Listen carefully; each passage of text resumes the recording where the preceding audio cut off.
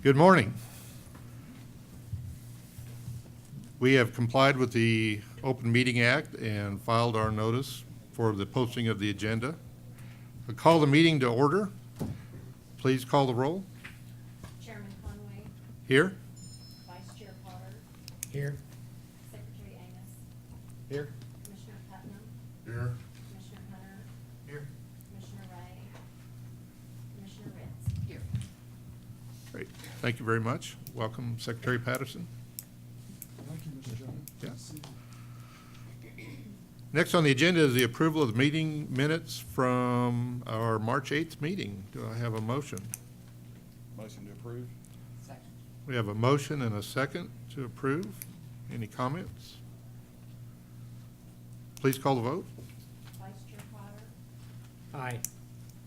Secretary Amos, Aye. Commissioner Putnam, Aye. Commissioner Hunter, Aye. Commissioner Ritz, Aye. Chairman Conway. Aye.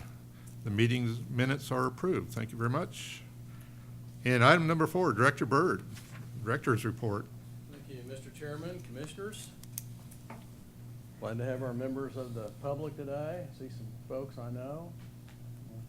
Glad to have you here. On my Director's Report, somewhat quickly, most of these we've talked about before in the past. Northwest Oklahoma Legislative Reception, it's one of the best ones there is. Many legislators there. Lieutenant Governor Lamb was somewhat the keynoter. Got to see a lot of people that I think about everybody there was a good supporter of aviation, and there's a lot of important airports in that part of the world. This started out as a Woods County only, and it's grown over the years to include 4 or 5 counties in that part of the state, and it is one of the best and most well attended of the legislative receptions. The Oklahoma Pilots Association had a special evening of General Stafford talking about his many exploits as a young test pilot after his Naval Academy. He did go to the Naval Academy, not the Air Force Academy. I don't think there was one when he went to the Naval Academy. But then he was given an option. Do you want to go be in the Air Force? And he said yes. Well, probably I won't use his verbatim language. That could be bad for international relations, so I won't do that. But he wanted to go kill a certain enemy that was, that we had at that time, and anyway.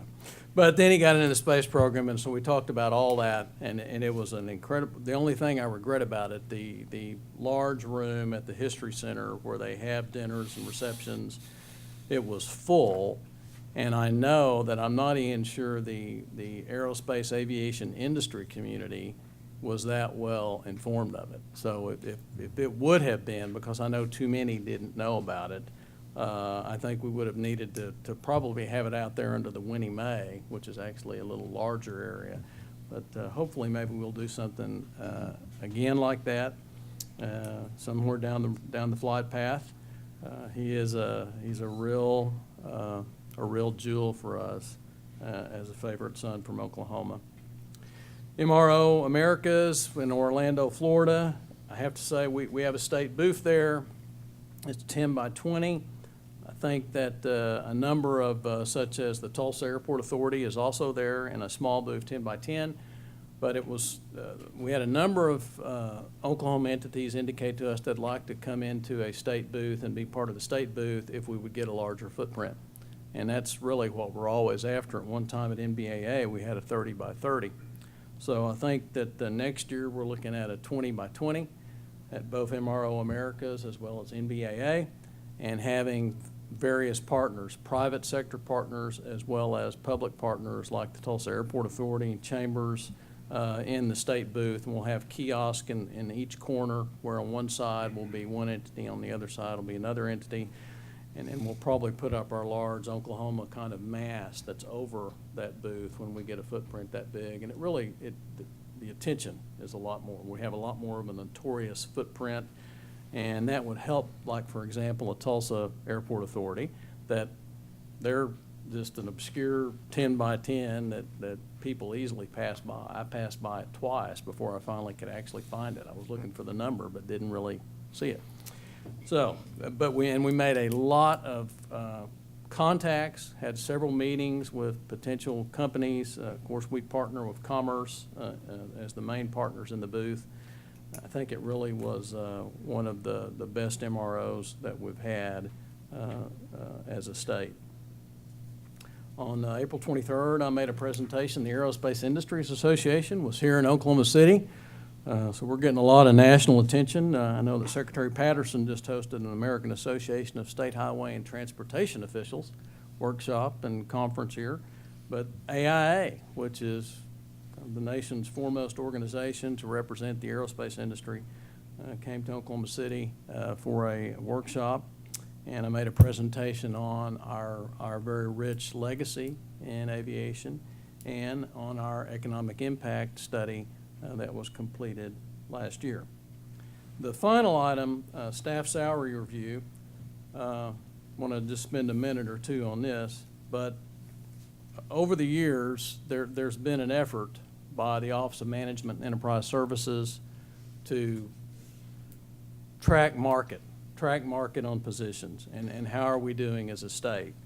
And I think by and large, you'd say the gulf has gotten a little wider and wider, but the state's come through some very difficult times. So there was a real sensitivity to any salary increases were 10% or less usually, and that still is the rule. We have to be with what's happened with teachers and so forth. We can't just be an island. But I know that we have experienced to some extent, and I know that my sister agencies within the transportation cabinet area have experienced to a greater extent losing not just engineers, but planners, transportation specialists, and then it's very hard to replace them because we just have not been able to pay a competitive salary. And it's much better in the first place if you can keep your people. Once you've gotten them trained, they know the system, they know a lot more than just where the restroom is, as you know we say about term limits sometimes in the legislature, but you don't want to lose them. You don't want to lose them. But we compete with the FAA, former Director Ritz, as you may well know, but we compete, and they have a pretty big installation here in Oklahoma City, but we also, it's not that far to Fort Worth, and the cost of living in Fort Worth is very similar to what we have here. We had a gentleman leave us several years ago that came close, not quite, but probably got about a 70% raise by going to the FAA. We've lost one to the private sector. And so you take our experience as an engineer, you take our experiences and you probably multiply that by 25 or 50 in the Department of Transportation and in the Oklahoma Turnpike Authority. So through the years, I have constantly urged we need to do something with our salaries, but circumstances just simply did not allow that. Secretary Patterson has, in light of some of the things I've talked about, the fact that there has not been an across-the-board pay increase for state employees since 2012. There has not been a benefit allowance increase, which is what we use to pay for our health care benefits, since 2012, although the primary insurer for health employees, Health Choice, has gone up over $4,500 in that time period. So the balance of that has just simply been borne by the employees and their salary. No more allowance to actually purchase those benefits, health, dental, vision, so forth. He was aware of that. He was sensitive to that. He felt the pain, I think, directly. So he has conducted, and I applaud him and greatly appreciate it, somewhat of a cabinet-wide review of positions to see where we were with respect to the private sector and government competitors like the FAA, I'm not picking on you, or the FHWA, as the case may be. And I don't even know if you could argue we were making a good faith effort. We had been, and somewhat circumstances prevented that. But he has, under his direction and leadership, we have been able now, and we are going to be conducting reviews of our positions and trying to make some adjustments so that we will move closer to a market, closer, not there most likely, but closer to what the market value of our positions are. The positions that I've talked about certainly more prominently, but we don't want to lose our staff that we've got. And I will be doing that. I will be doing that. I have started it indeed, and I will be continuing that for several months. So if there's any questions, Secretary Patterson, if you may want to elaborate, you probably can much more eloquently than I have. May I add to what the director just talked about? As we've, excuse me. As we've looked at this issue, there's really two things in play. And I think the more sensitive issue, if you will, is what the director talked about, the benefit allowance. I heard a state senator back in early February talk about the things that they were having to work on, and that was the fact that insurance had gone up for state employees. And somehow the legislature was going to have to figure out how to pay for that because it was going up every year. So I got a hold of the senator and I explained to her, that state government wasn't picking up the cost of insurance, the increases that we've seen of late. And the director's right, it's between $4,000 and $4,500 that our employees are having to pick up out of their pocket. So since 2012, if they're making the same salary, their net's gone down $4,000 a year because of the benefit allowance being frozen. And that becomes a real recruiting tool for any organization. To think that next year your salary, your net income's going to go down because the only insurance company that we can buy from is the insurance company we work with, right? So there's no competition, and hence our costs are going up, and we have no other way to get insurance other than the company provided insurance, and the benefit allowance is frozen. So we've got that issue, notwithstanding the fact that the market is running away from us just on gross salaries. And so that's difficult to recruit and retain in that arena as well. So I applaud the director for moving forward in this arena. He's right, there's a fairness issue, there's a recruiting issue, and there's a retention issue in play as well. Thank you. Questions? Any further questions, comments? So next step is to do a review across the board? We, Secretary Patterson has already, in his human resources team at ODOT, have already reviewed certain of our positions. And I'm going to submit basically all of our positions. I am statutorily locked at what I can receive, but all of our positions to his HR folks to take a look at, because basically what they're trying to do is look and see, well, we have an aviation program manager. What is the like position based upon the responsibilities, the job description at ODOT, and in that instance it happens to be a transportation manager 1, but that basically can be done for our entire staff. And that would be, I don't know if any other cabinet area is doing this. It would be a good thing. We always used to be able to, our benefits were really good, and our benefit allowance. That's what and we had a great retirement. We had a pension. Don't have the pension anymore for newly hired employees. That ended, 2 years ago. So that was always, but we were always, benefits were good. Our benefits are not, they weren't doing it for us, what the benefits package is now. So you got to look at, trying to make that up some way, and I think our way right now is salary. to salary adjustments. Commissioner Ritz, if I might, the director is relying on ODOT's HR team. Quite frankly, we have the classification genius in state government working for us. He's often asked to look at many other agencies outside the transportation cabinet just because Mr. Slope is that good. And so he understands classification like nobody else. So it's not that I'm trying to, as ODOT director, run the Aeronautics Commission, but others have used his expertise as well. Okay. Also, in Secretary, I feel your pain as far as the health insurance goes. We all do as far as that, but again, I understand what you're saying, and it's just a tough thing everywhere. But again, I understand everybody's health insurance. We're down to 1 or 2 providers now, Right. and it's just hard. Something's got to be done. You're right. Yeah. And so, it's hard. It's hard, It's hard. and we're working hard.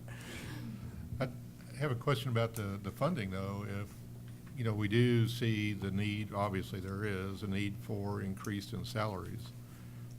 I'm going to assume that will just come out of the budget that we That will- currently have. Yes, that will come out of our, I mean, it will come out of our funding and revenue, which is non-appropriated, aviation generated from aviation taxes and fees, apportioned revenues. We won't get any additional deposit from, and I visited with Secretary Patterson about that, as he isn't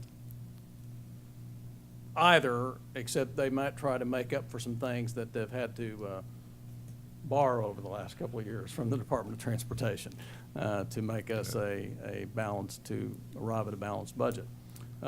So, no, there won't be, and where there won't be either, there will be, along with the teacher pay increase, there will be an across-the-board pay increase for state employees this year, first one since 2012. And I should have this, and Jane probably does, but the lower your salary, if it's below 40,000, I think you'll get 2,000. But as you go up in salary, the amount you will get, I think if you're over 50, you get 1,000, and if you're over 60, you get 750, something along that line.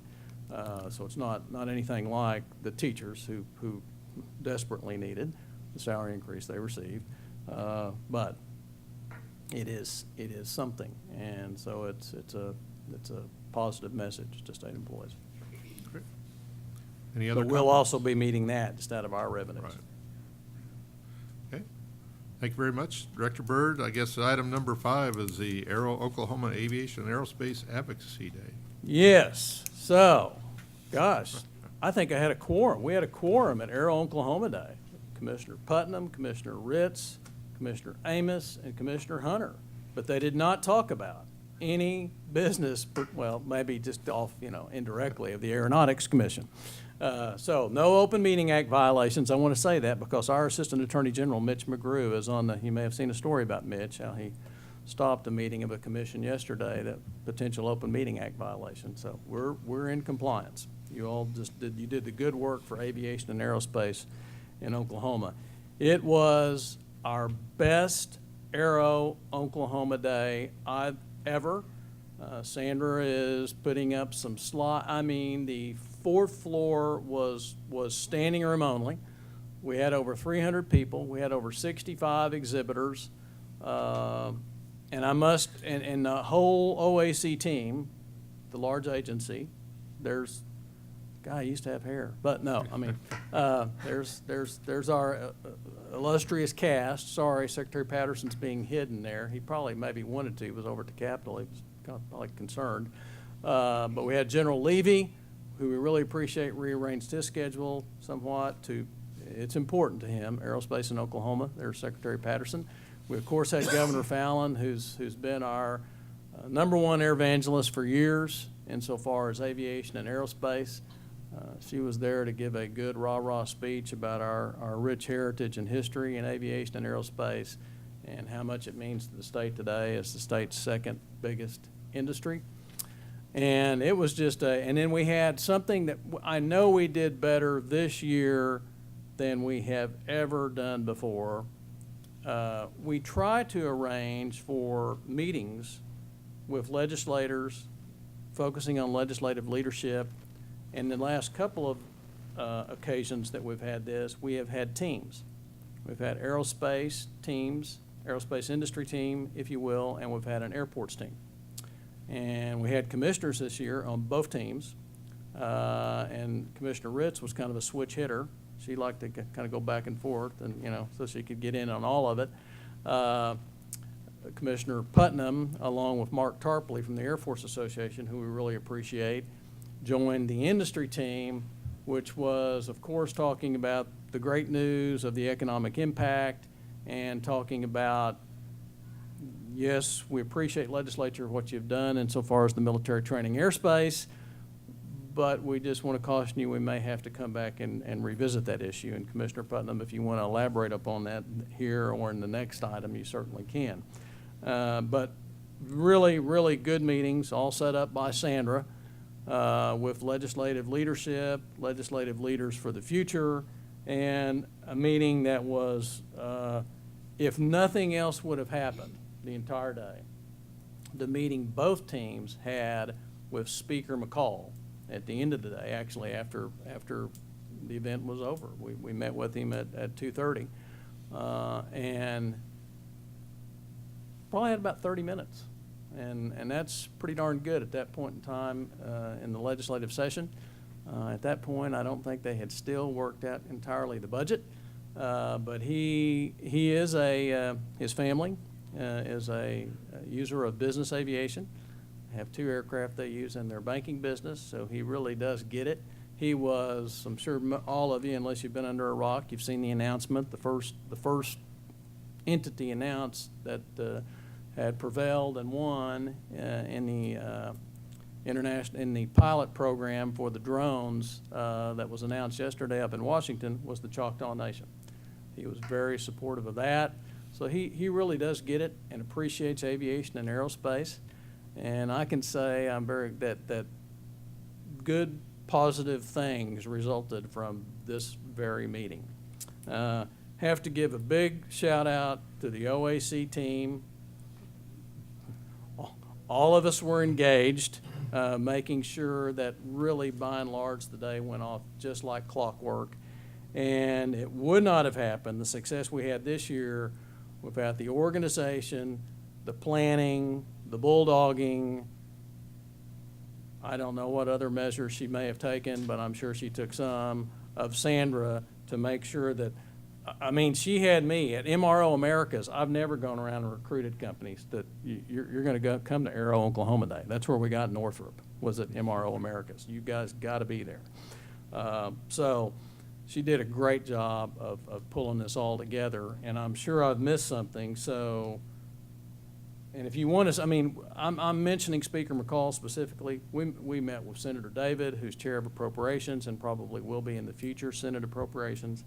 This just had very good meetings. Senator Roger Thompson, who will be floor leader next year, those could not have gone better. Senator Paul Racino, who is just almost bleeds aviation and aerospace, worked in the naval unit out at Tinker. So he is an up and comer and a champion of aerospace. I'm sure I've left something out. In the back of your packet is our brochure for the day, our program from Aero Oklahoma. There were accounts in the Journal Record, the Tinker Takeoff. I think there was a piece on Channel 5. Yes, Channel 5 was there as well. Well, obviously they did a piece on it, but it could not have gone better. We have had people already. Well, when's it going to be next year? Which we haven't. That's a big deal, and that's where she was extremely helpful and insightful, picking that right date. I mean, and it's just to show you, if we would have picked, I think a week later, they would have been gone. So it would have been kind of a silent day up there. It wouldn't have been very productive. But you got to try to pick it at a time when it's not bills are going crazy and crossing across from the House to the Senate. It's our committee meetings, or it's a little bit of a roll the dice. Had a great lunch. Know that I thank all four of our commissioners stayed for lunch. And Secretary Patterson was around. He participated certainly in the beginning activities, and I think I saw him through the course of the day several times. So our best one ever, and we will do it again. Very good. Comments or questions from commissioners? Great job. Yeah. Please, any of you that were there. Well, I guess my observation would be, I was pleasantly surprised at how receptive most of the legislators were. And also a little bit surprised at how uninformed they were about the low-level training route issue. I'd really like to put that back in front of them this year, but I guess they're heading for the door. Well, they're out the door. Yeah, so. And as, I think I'll just cut, they did do something. Between the good, better, best, was it the best? No, and I think they'll acknowledge that it wasn't the best, because we did not, the state did not independently exercise any zoning authority, which it has, to protect those areas. It is, fortunately, what we have done, which relies entirely upon the federal system, the federal process, the federal airspace process, overseen by FAA, with input from the Department of Defense Clearinghouse, that has been improved by primarily Senator Inhofe and Congressman Russell, who both serve on armed services. So I think we're going to have to see, and I think there'll be, over time, pudding will come out of the oven, so to speak, and we'll see exactly how things have baked. Is it working? We'll know. And our hand is going to be in this because, as you all, we're managing a grant from the Department of Defense to, in a sense, prepare a map, do a map of all our, what I call military training airspace. So the training routes, the drop zones, the part around the airport, I forgot, what is it? Traffic pattern. How do you think I'd get that down if I was just a pilot, right? But all those areas, we're the grantee on that. So we're gonna, and we do have a good relationship with Mike Cooper, the chair of the Strategic Military Planning Commission, and we will be in it. And I've talked to the chief administrator of the Corporation Commission, which is really just a filing place under the state legislation we did of what happened in the federal process.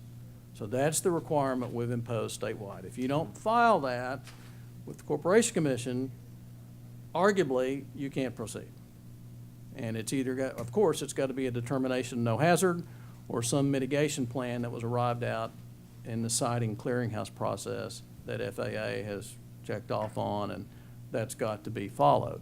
If that's not filed there, now, but there are some questions with then, well, how exactly is that enforced? That, well, you didn't make this last, you know. And of course, if they get a determination of hazard, unless you're the Stratosphere Hotel in Vegas, off the Vegas Strip, most people don't go forward, but there have been exceptions to that, such as the most famous one or infamous one, the Stratosphere Hotel in off the Vegas Strip. He just self-insured himself. So we've got an eye on it. We'll keep an eye on it. And Okay. I think you will too. Very much so. Other comments? Great. Thank you very much, Director Byrd. Item 6, the legislative, congressional, and regulatory update. Director Byrd, Sandra? Well, usually when I give you this somewhat of a wrap-up update, it's in July, because the legislature usually almost takes every minute of its 90 legislative days. 90, I think. Hadn't read my Constitution lately, so. But this year, I think they were ready to leave. And they got the budget done, and they were out of here. They both sine die adjourned, or the legislature sine die adjourned last Thursday evening. As some of you know, we were watching some things up until kind of almost the last minute, because something we were interested in was being considered that very evening. But what now? So you've got all these bills, and I think there's, I don't know, 1,500 or something like that, and it may not be that many, but the governor's got 15 days from the end of the session, so she has until May 18th. So I can't really give you a final report on any of the initiatives or legislation which we have been following. So my promise to you is, when we know what the governor has done, I will email you, and then, of course, for the benefit of the public, which has heard me talk about various pieces of legislation, at our July meeting, I will essentially revisit what I've shared with you by way of an email regarding items A and B. We've already talked about the consolidation issue in our last meeting, and I think we've covered the military training airspace issue, so I'm not going to go back over that. But I do promise you, as soon as I hear something, I don't know if it'll be up until May 18th. It may well be. But when I know something, you will know something, and then our constituents and the public will know about it at our July meeting, if not sooner. Sandra certainly may cover it in Flight Bites or just on our website. But I would be speculating now, and I don't think that's a wise course of action. Although I've certainly got my fingers crossed about several pieces of legislation. As to the Congressional update, a lot is going on. You probably are aware that the House passed an FAA Reauthorization bill. I just want to say along toward the end of April, but the key elements of the bill are there's no ATC privatization. As all of you know, our entire delegation was adamantly opposed to that. Indeed, and some of you may have, because I know you read your things you get from AOPA or NBAA, and you may have known that Chairman Schuster, he was a persevering soul on ATC privatization. He made one more, I'm sure maybe from his perspective, a gallant attempt at doing something very similar at kind of the last hour, and believe it or not, Congressman Cole didn't take too kindly to that, and I shared those views. And so that is not in the final FAA House bill. Nothing about ATC privatization. It is a 5-year bill. Funding stays the same for the Airport Improvement Program, which was a bit disappointing at $3.35 billion. There is, of course, a non-primary entitlement program that non-primary airports that are in the NIPIAS, the federal system, if their needs warrant, which I believe all of our NIPIAS airports, their needs do warrant, they will receive the non-primary grant of $150,000 a year. There are, in that bill, there is no effort insofar as NPE reform, non-primary entitlement reform, something that our National Association has sought. Senator Inhofe, through his Flight Act, which I talked to you about probably several meetings ago. He and I went around the state last summer introducing his Flight Act. He wants to get that. Senate has not considered the FAA reauthorization bill yet. There's a lot of feeling that they will consider it in June, and he will put that bill in as well, the Flight Act, which is focused on NPE reform. He will also put in his last part of the Pilots' Bill of Rights 2, Fairness to Pilots Act, and also the Aviation Workforce Investment Bill, which is focused upon, we know there's a pilot shortage. We know there's an engineer shortage. There's also a shortage when it comes to aviation technicians, mechanics, airframe and power plant mechanics, avionics technicians, machinists in the aviation and aerospace industry. That's what that bill is focused upon. It's a pilot program of $5 million a year, grants to consortiums that organize in states. I have alerted, because Senator Inhofe's office alerted us when he first introduced the bill with ARSA, the Aeronautical Repair Station, on behalf of the Aeronautical Repair Station. I've alerted our career tech system and our chambers, and we're working on forming a consortium so that we can apply for the grant. He's going to put that in the Senate FAA reauthorization bill as well. The big stickler on the Senate side, unlike House, has been ATC privatization. Senate has been the 1,500-hour rule to fly commercial airlines.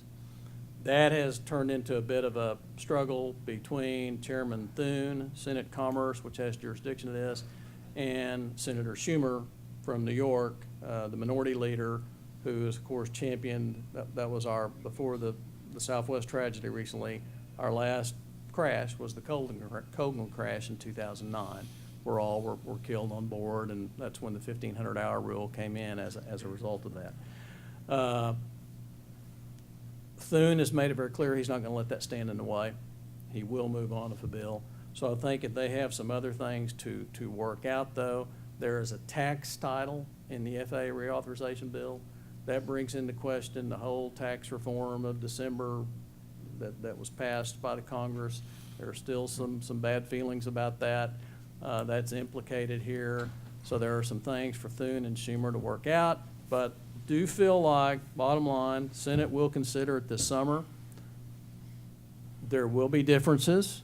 There will be differences, and then it'll have to go to conference. But there is quite an appetite and a deliberate desire to get an FAA reauthorization bill by August, September, more likely September. So that's what I'm hearing.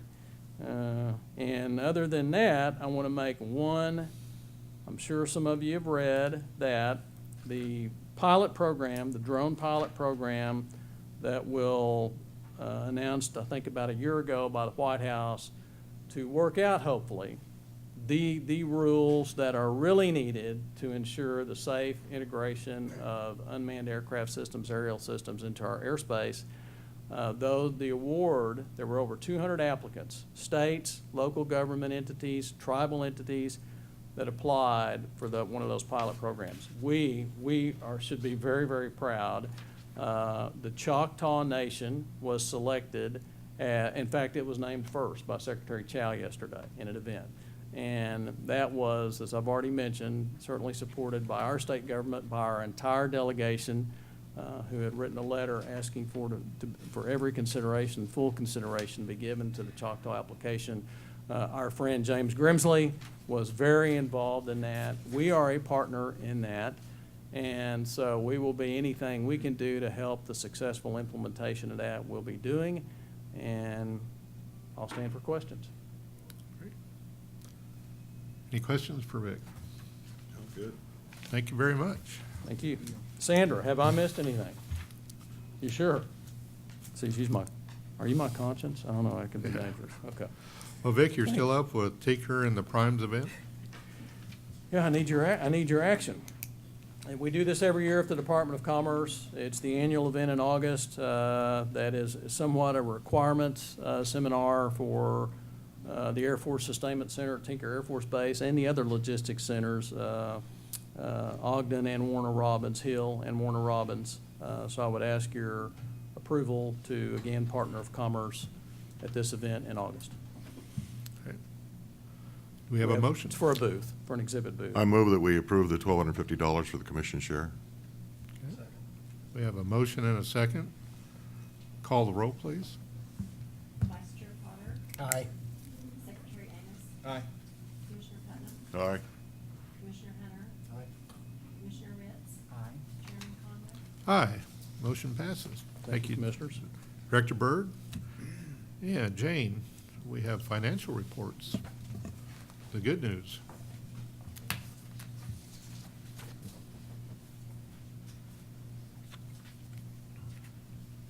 Good morning. Good morning. In your packet, behind the 8th tab is the financial information, and it is all based on March 31st. Our date comes so close that I can almost get final numbers further than that, but it just doesn't quite work. So these are numbers as of March 31st.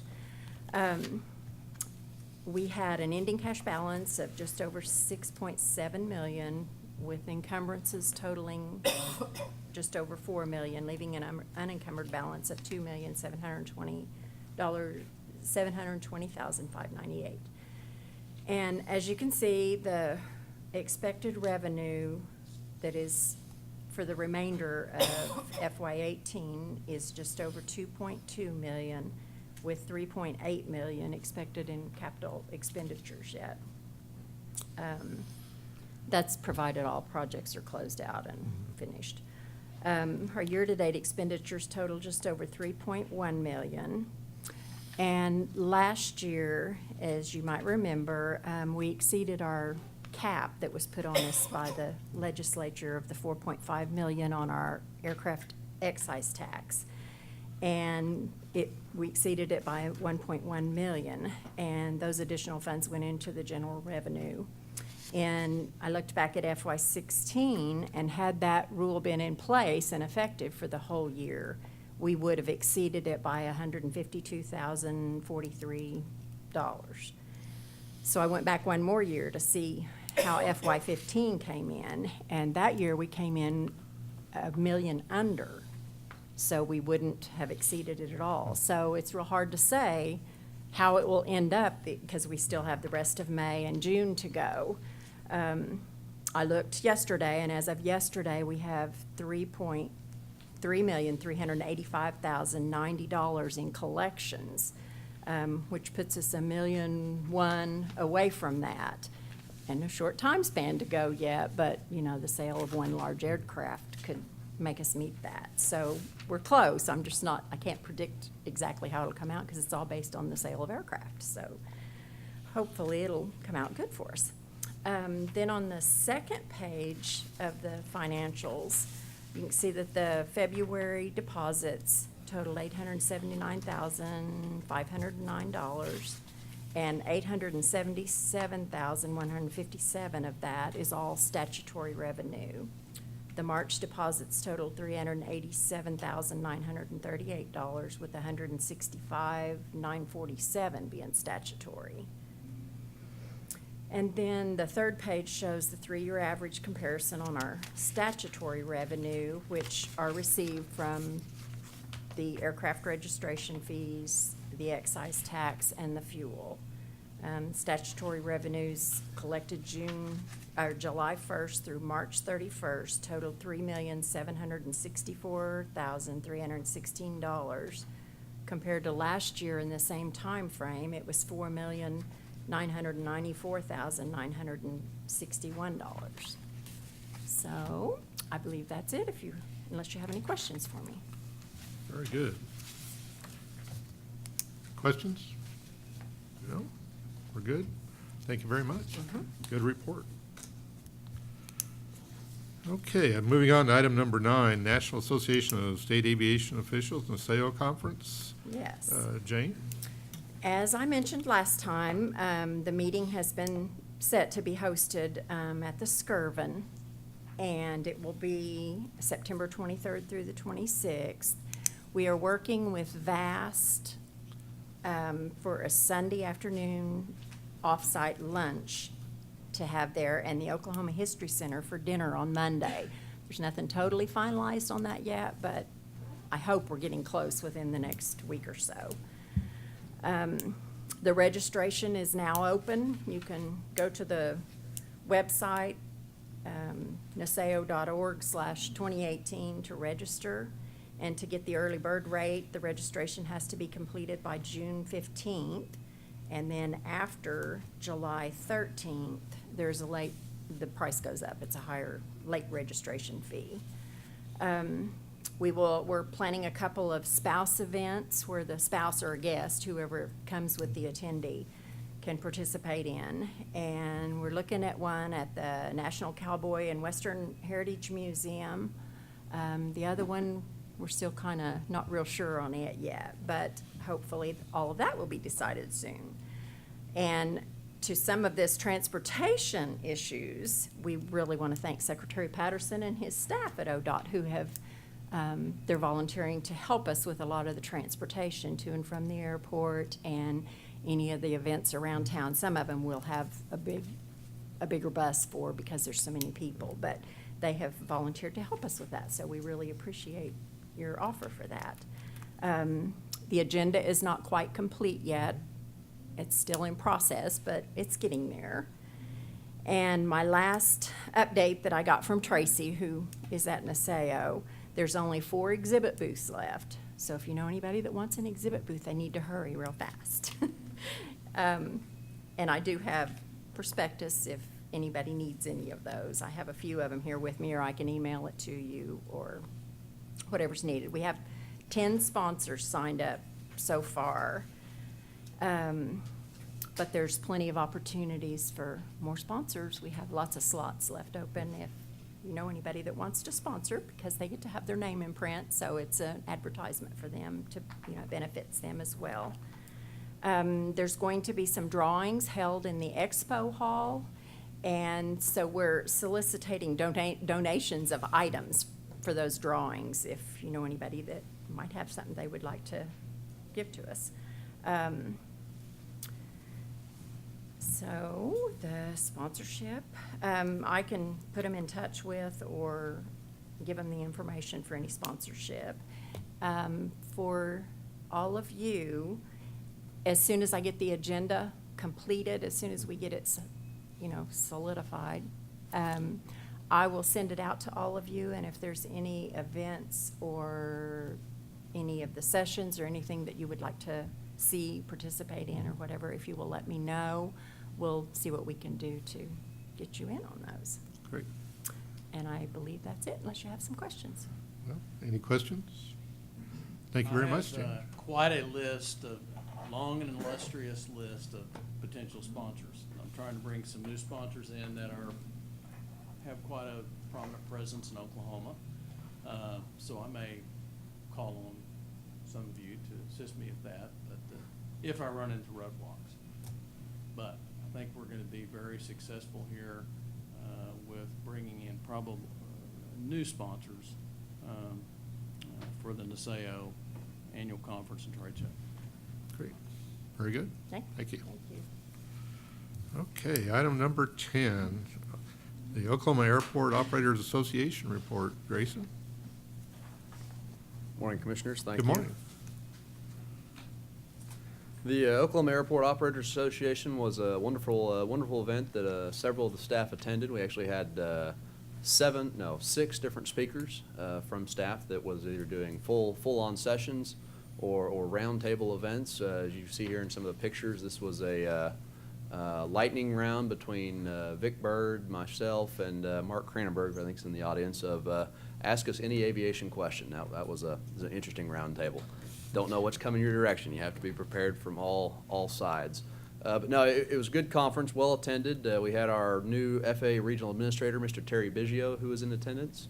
Senator Inhofe's office was in attendance. Dan Hillenbrand showed up for a little bit from Washington, D.C. But it was a wonderful conference. And to cap off the wonderful conference, we had 2 of our staff get some very prestigious awards from OAOA for a lot of the hard work that they've done throughout the years. Sandra, if you would turn the slide once. So this is Dale Williams receiving the OAOA Pioneer Award for all the work he's done here on the commission for Oklahoma airports. They don't give this award away every year. This is a very prestigious award from OAOA, and so Dale was very appreciative of it, and we thank OAOA for recognizing Dale for that Pioneer Award. Congratulations. You want to say a few comments that you saved them for this? You missed the speech during the award, so maybe we could, no. So they asked for it. I'm thankful to the OAOA for the award, but the Pioneer Award made me think back to the time when Commissioner Amos and I first got to the commission back in 1998 or so. My first job here was, as my first project I was over was over the pavement management program, where we, with the research team of OU students, went around to about 75 airports around the state, cut cores, took soil samples, measured the stresses, and put that into what we know as the first web-based pavement management system. Also at the same time, the staff was going around the state conducting regional planning meetings. We was meeting with the cities, talking about their airport. The roles the airport played in the system, and we came up with the classification of airports for the state. The regional business airports was our top tier, then the district, and then the community airports. And about that time, Director Byrd came on board, and we separated from ODOT. And we got together and started working on the development of the regional planning airports, regional airport system, where we took the pavement management and the system plan, combined them, and started focusing the federal and state money at the big rock projects, which were the airports around the state that had the biggest impact on the system. And we've really developed the airport system from that. So that can be why I got the Pioneer Award, or it simply could be that they heard I was retiring in about 8 months and 21 days and wanted to say goodbye. So, thank you. Congratulations, Dave. Thank you. Well deserved. And then not to be underdone, Sandra, next slide.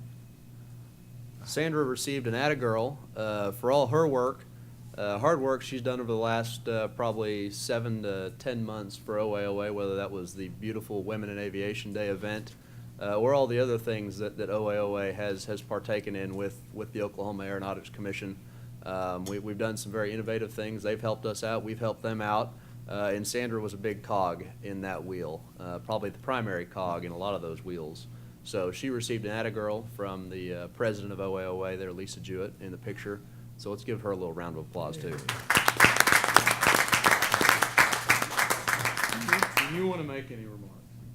Speech? Speech? Congratulations. I have to really compliment OAOA because I think when another young lady on my staff received something similar,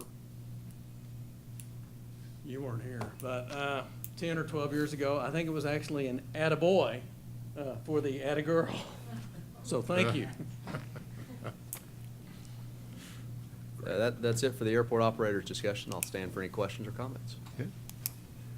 Sound like a very good conference, and it's great to have our staff recognized for everything that they do day in and day out, but when they really step up, like Dale and Sandra, makes us even more proud. Great. We appreciate you all supporting it because we will continue to be one of their bigger, if not biggest, if not the biggest sponsor. It's our annual meeting, and it's very important to all our sponsors across the state. Keeps them well aware of what's going on in their world, and hopefully they leave that place able to do their jobs better. Right. Thank you. Item 11, Grayson, 3-year capital improvement program. We have some work to do, huh? Yes, this is the consent docket for a couple of changes that we're doing to the existing CIP, the 18 to 20 that is in place. If you look behind tab number 11, you'll see your CIP pages, and then we'll be flashing some slides up here. First project on the list is Altus Municipal, or Altus Quartz Mountain Regional Airport. That's their lighting project that's been in the CIP. All we're doing there is moving that forward a year. It was in 19. It was going to be probably a July project, which, as you know, would be our fiscal year 19, but they were ready early, and we have room for them, so we'd like to bring them forward to fiscal year 18. Item B, next slide. Oh, yes, okay, so quick change here. We're going to start using our economic impact study. We're going to flash this information up on the slides for these individual airports to show you, one, we do have a reason for why we did this economic impact study. It was not a waste of money. We're going to get our fair share, our road miles. We're going to put some rubber on the road. Actually, I guess it'd be rubber on the runways to get this study used. And we want you to see how how we make these decisions in these CIPs. So you can see here, wonderful economic impact for the Altus Airport, being driven primarily by some of their big tenants, whether that's the Airvac Life Team or the Southwest Technology Center A&P program. They also have a good chunk of general aviation visitor spending from the businesses that come into town and do business, whether that's Bar S Foods, Atwoods, Love's, so on and so forth. But good information. So that's something where you're going to see a little change in pace. We're going to present at least once the economic impact information after we present a project to you all. Next slide. So next project on the list is at Guyman Municipal. This project came in a little bit over budget. We were kind of anticipating that. We said, if you want to include some of these ad alternates to the project, you certainly can, but you're going to have to put forth some of your FAA non-primary entitlement funds, ROAC monies. We had programmed. We're kind of capped in that project. So what we're going to do is we're actually going to help them front about $144,000 of federal funds through an intergovernmental agreement, so we can get the project done now, get that bid, and whenever the FAA money becomes available, which should be fairly soon, the next maybe 2 to 3 months, we'll be able to request reimbursement from the FAA. But as you can see there, total project cost just over $900,000, with the local share just over $50,000.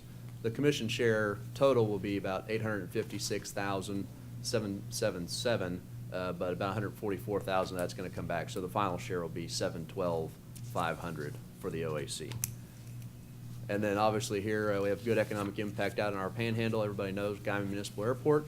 Wish Commissioner Ray was here. He could tell you the story much better than I can, but they have some good businesses on the airport. They also have a medical flying operation there on the field. They have an FBO, but they also get a lot of GA visitor traffic from places like Seaboard Farms, which I'm sure you've heard us talk about many a time, or whether that's doctors or other medical staff coming into town to visit the local clinics, to visit their patients, because they might not be able to travel on the road to Amarillo or Dodge City or Oklahoma City or Wichita. The doctors will come to them in the Guyman area. Last but not least is the Bristow Jones Memorial Airport. I think you all know this project has been on the burner for a while.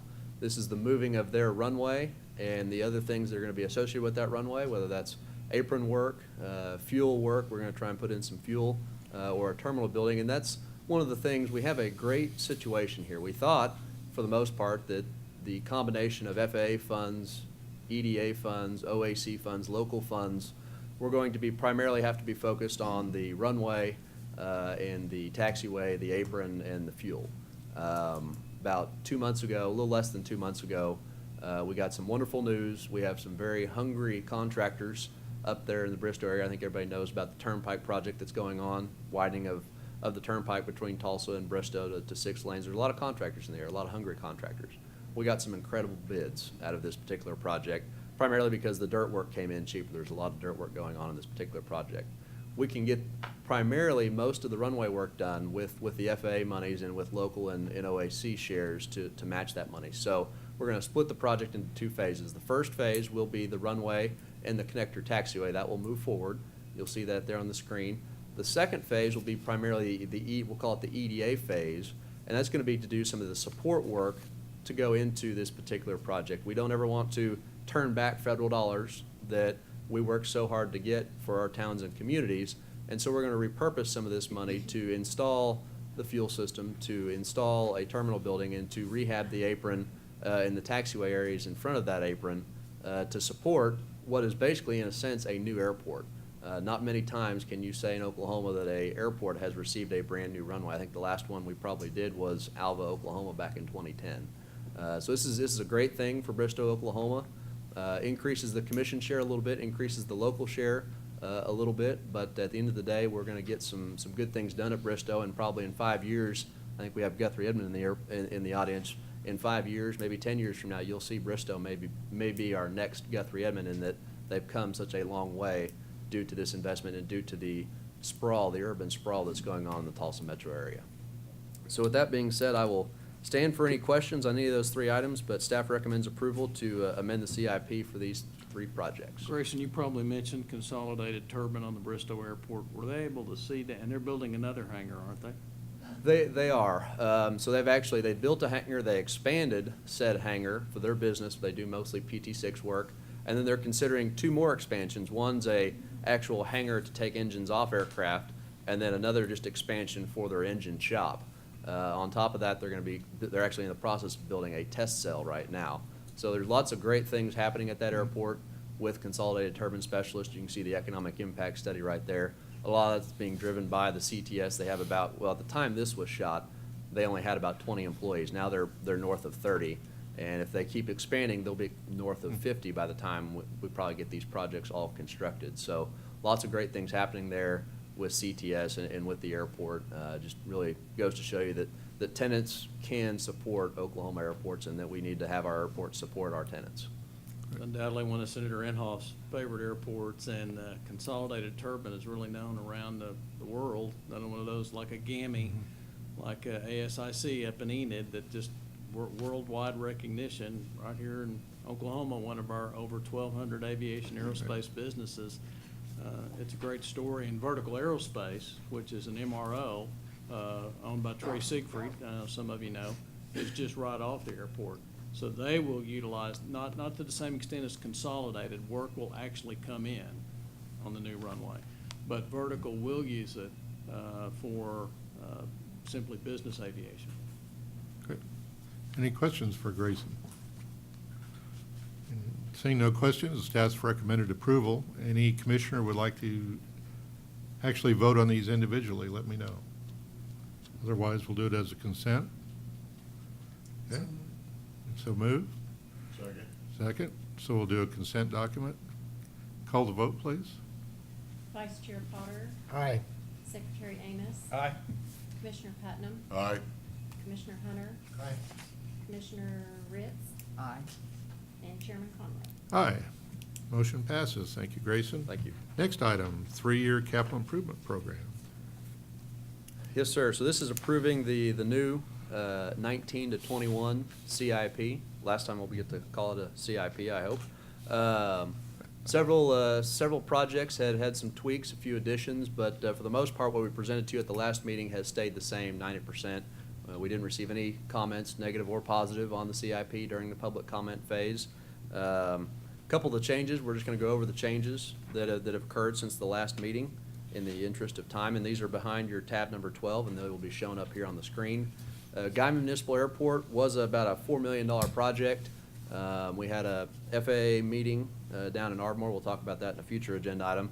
At an FAA meeting where we indicate, okay, the discretionary amounts going to GA in 2021 might not be as much as we had seen in some of the years past, so we had to do some cutting. Had to delay a couple of projects, had to scope down a couple of projects. Guyman was one we scoped down to just do the runway. Now, I was told by FAA that it's likely that when we come around to this, based on the FAA reauthorization bills, and hopefully AIP is going to continue to ratchet up and up and up, given that this is 3 and 4 years away, we might be able to go back and include the taxiway in this project as it was originally proposed. But just the projects come down to $2.2 million, and we're just going to be looking at the runway. But we will be prepared if FAA gives us the thumbs up next year or the year after that, hey, we can go ahead and get that extra discretionary for that taxiway. We're going to do it. We'll get it done. Next slide. This is a project at Scott Field in Mangum, Oklahoma, southwest Oklahoma. This is a unclassified airport in the FAA asset study, meaning they don't have 10 based aircraft. They're actually at 8. They have room for 10. And they are quickly trying to get to there. So maybe in a future year they'll come back into the FAA money cycle. But for this time being, they are relying strictly upon state government. This project will be to rehab the runway pavement and install LED runway lights. Both the pavement and the lights are aged. Don't need to do a major rehab on the pavement, but the lights do need a major rehab and be completely replaced. Total project cost about $400,000. Split between the OAC and the local government, OAC being $380,000, local government being $20,000. Next item is the system planning grant. We brought before you last time the system plan. We'd kind of decided we might do the system plan update in 2020, and we might consider doing an update to the airport payment management system to add in some of those extra informational other airport infrastructure items to that system. We actually went ahead and flipped that based upon some of the conversations we had at OAOA. The first one here, we're going to do the airport system plan update in 2019. This is the document that Dale was just talking about, that he went around the state and updated in 1999. Ironic that 20 years to the year, we'll be updating that and coming up with a new airport system plan. And that could be anything from sticking with the 3 categories we have to going to 4, maybe to 5, changing the names.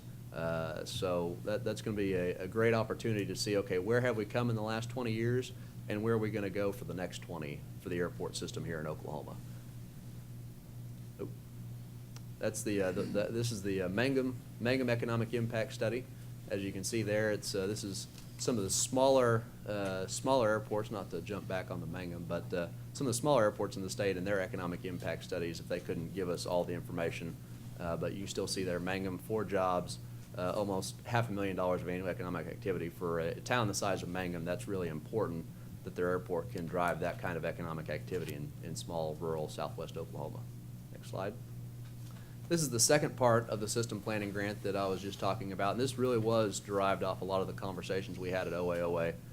They're excited about our airport pavement management system that will be gearing up here this summer. They're so excited that they want to go ahead and they're asking for some additional items to be added to that And so now it won't be necessarily a pavement management, but a infrastructure management system. We're gonna add things like the electrical circuits, the lights, doing megohm readings to figure out how much current's running through those wires.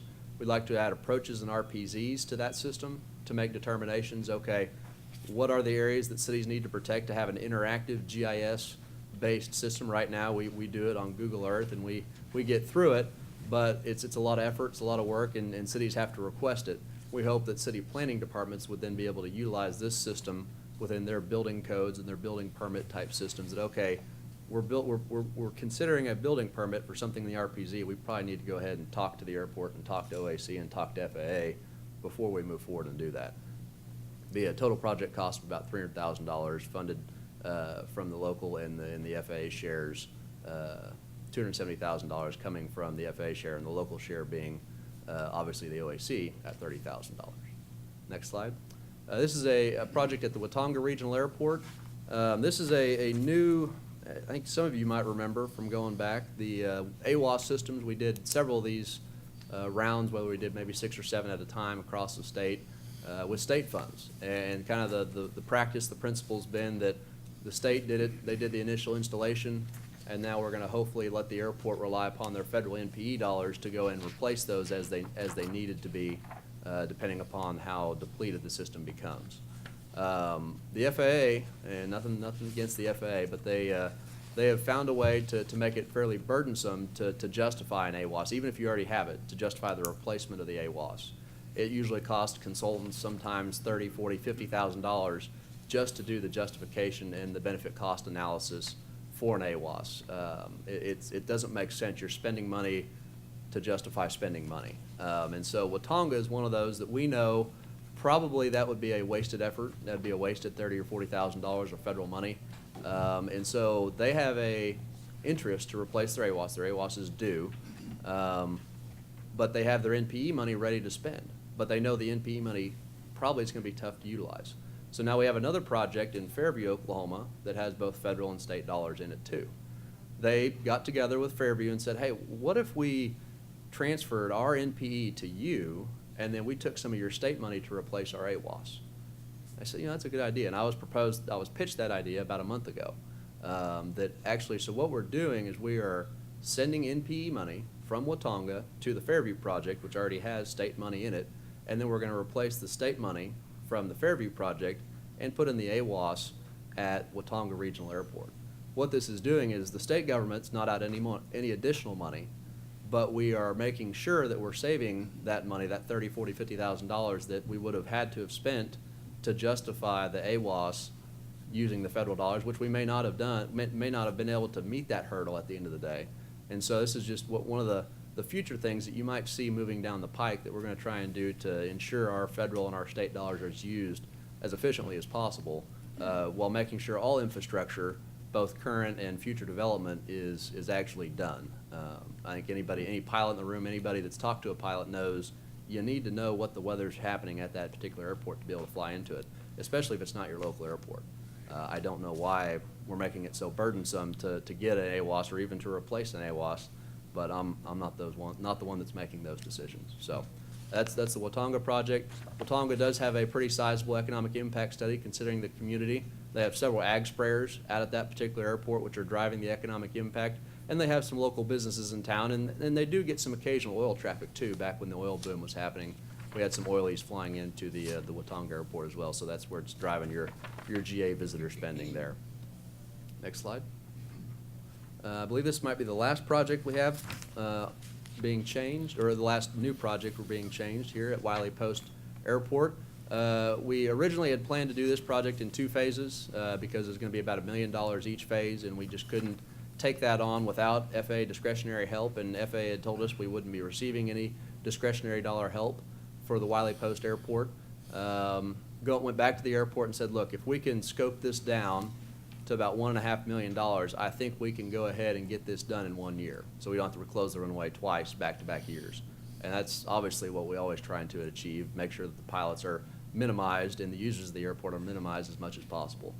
We've come up with about a $1.5 million project, not only to rehab the 1331 pavement, but to rehab the lighting and the electrical system there for the runway as well. Total cost is going to be about $1 million. That'll be a combination between the airport's NPE and our FAA state apportionment funds, followed by the commission share at about $425,000 and the local share at $75,000. And we all know the economic impact of Wiley Post. That's no shocker to anybody that they are definitely one of the bigger, if not the biggest, GA economic driver in the state of Oklahoma. I could sit here and talk for 30 minutes about the things that go on at Wiley, but you don't want to hear that. So, next slide.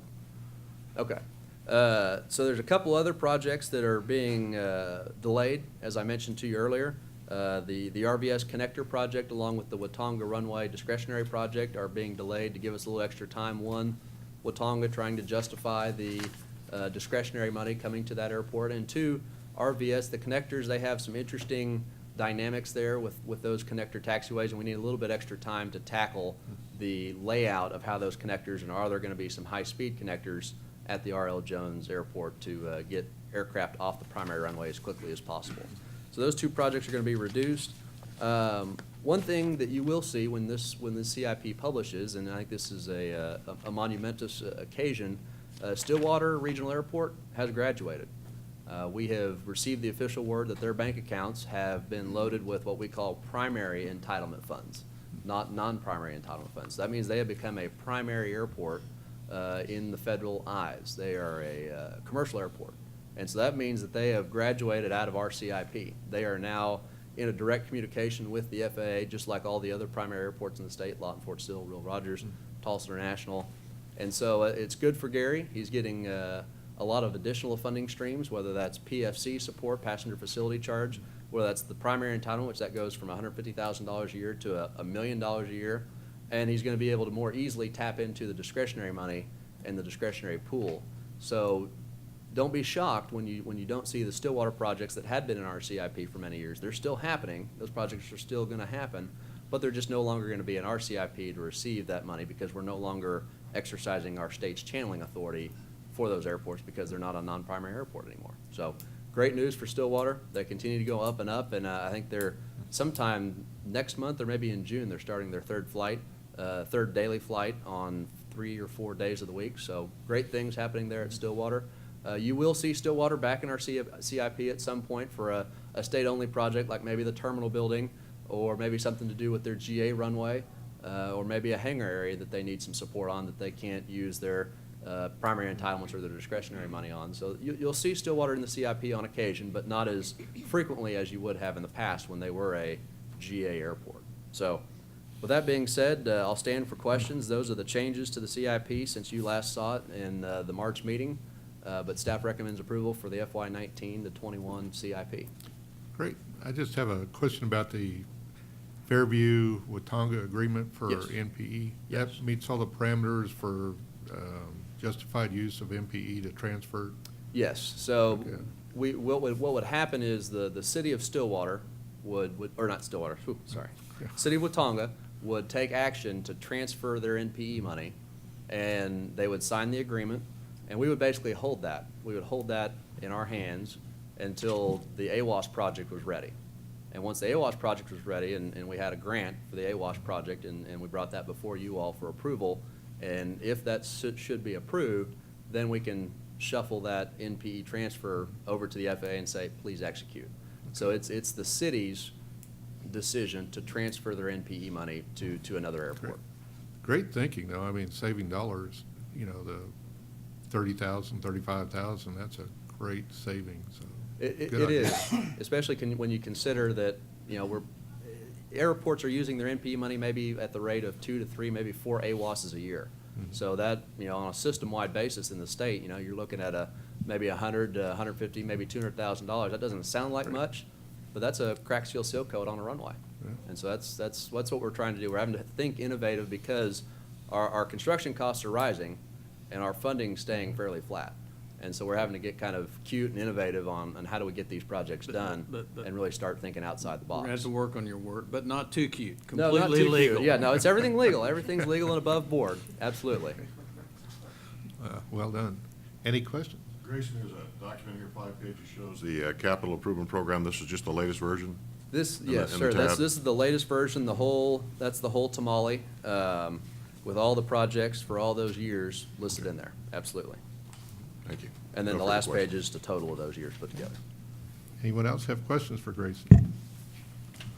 Staff recommends approval, so I'd call for a motion. Motion to approve. Got a motion to approve Second. and a second. Call the vote, please. Vice Chair Potter, Aye. Secretary Amos, Aye. Commissioner Putnam, Aye. Commissioner Hunter, Aye. Commissioner Ritz, Aye. Chairman Conway. Aye. Motion passes. Thank you, Grayson. Thank you. Item 13, Dale, the Capital Improvement Grant Program. Thank you, Chairman. If I may, I'd like to do item G first. Okay, sure. For your consideration, to be a state grant for a project identified at the Will Rogers Airport. The project consists of strengthening some apron pavement, which will allow larger aircraft into the hangar. The total project cost is about just under $300,000. State share is $250,000, and sponsor share is $48,597,000. The economic impact at Will Rogers is large, about $4 billion.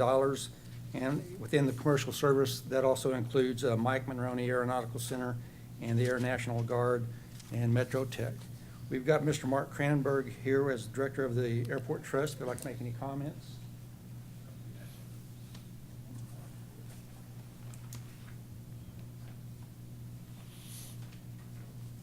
Good morning, morning. Commissioners and Secretary Patterson. I don't get a chance to address you very often, so I'll take this opportunity to say thank you for all the support that the Commission has given our airports, and especially the dialogue and the cooperation with all of the staff over the years that has been done with all of my staff, and also with the FAA partner. It's really a three-legged stool with the Southwest region that makes it all work and go so smoothly, and your staff is to be commended with that. And Director Byrd is a great advocate for lots of issues, including the contract tower program and many, many others.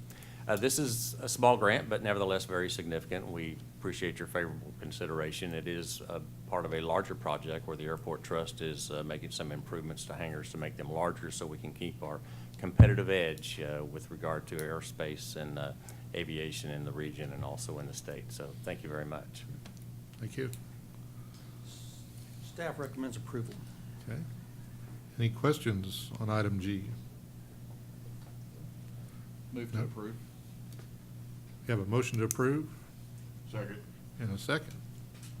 Please call the vote, please. Vice Chair Potter, Aye. Secretary Amos, Aye. Commissioner Putnam, Aye. Commissioner Hunter, Aye. Commissioner Ritz, Aye. Chairman Conway. Aye. Motion passes. Thank you. Next item for your consideration is for a state grant for the Altus Quartz Mountain Regional Airport. The project consists of installing new LED medium-intensity lights, beacon, PAPIs, and the omnidirectional lighting system off the end of the runway. The total project cost, based on bids, is just under $690,000. Will be funded with about $650,000 of state funds and $34,180 of sponsor matching funds. The approval is contingent upon the commission receiving an acceptable grant. Those bids were just opened the other day, and as the grant working through the city to get signatures, but once we receive it, we'll make sure it's acceptable. The economic impact at Quartz Mountain is about $11.8 million. There are 40 based aircraft at Altus. There's 37 single-engine aircraft, 2 multi-engine, and 1 jet aircraft based there. A lot of the economic impact, not only is it on site with the Southwest Technology Center, but you also have several businesses that use the airport, such as Walmart, Bar S Foods, Atwoods, flying their management teams to check on their business on their locations there. They also have aerial spraying there, but they're not based there, but that's a big impact on the production in that area of the state. We've got the airport manager here today, Daniel Adams. If you'd like to make any comments at this time. And staff recommends approval.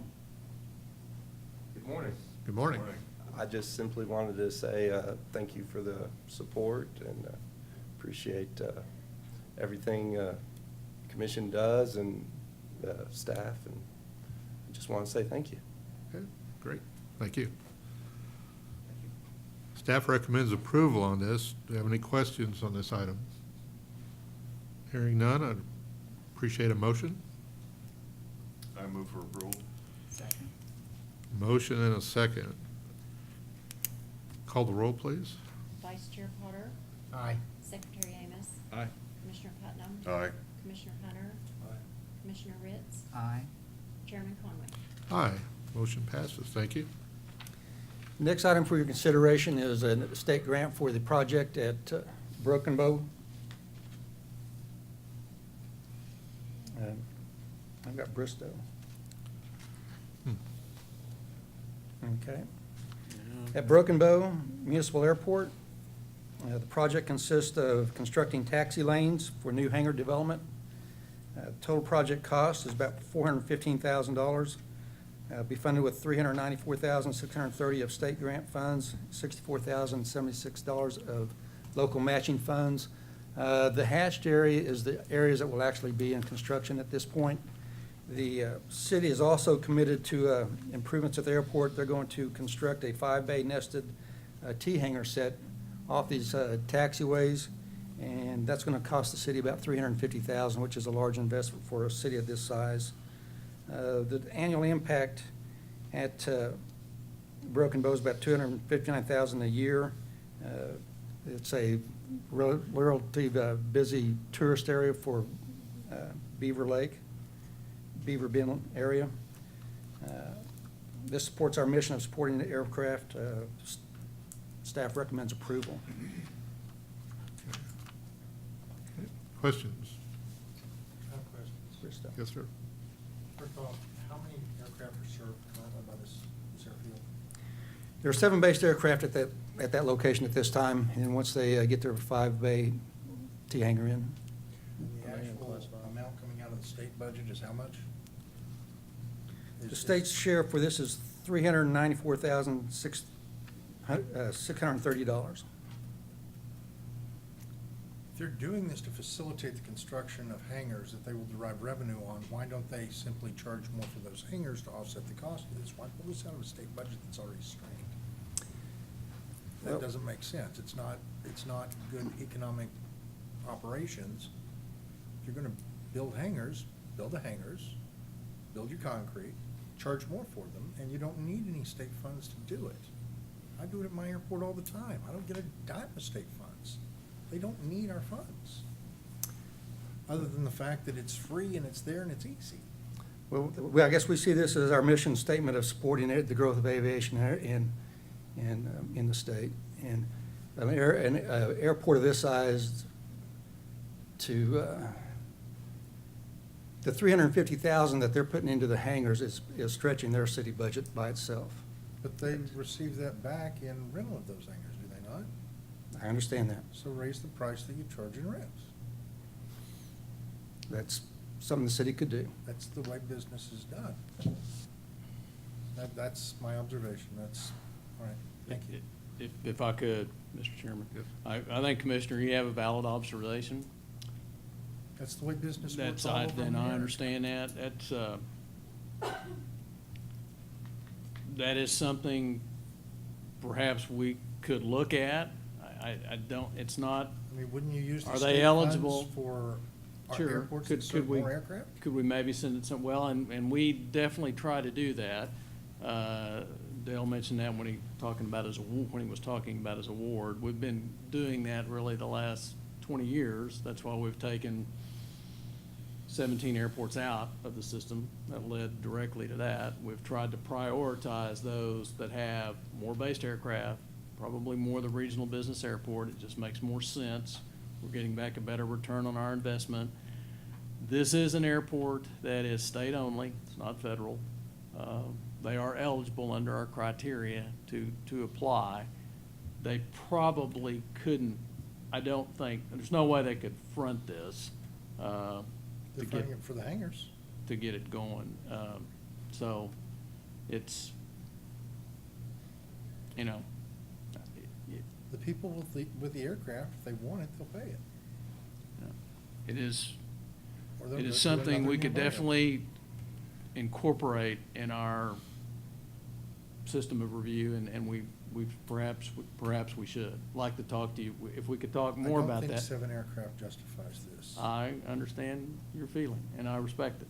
All right, sir. Is there confusion here between the construction of the taxiway and the construction of the hangar? This taxiway is to serve those hangars. Right, okay, Those we're future clear on that. hangars. Mhm. All right. Yeah, we're not doing the hangar or the driveway, if you will, that goes into the hangar. Right. We only do the, This is the light blue, the cyan area on the map that runs right up to the front of the hangars. Right. When I build a hangar, I have to pay for the concrete that connects the hangar to the runway. I understand. It's part of the cost. Okay, other questions, comments? Entertain a motion. Staff has recommended approval. So moved. We have a motion Second.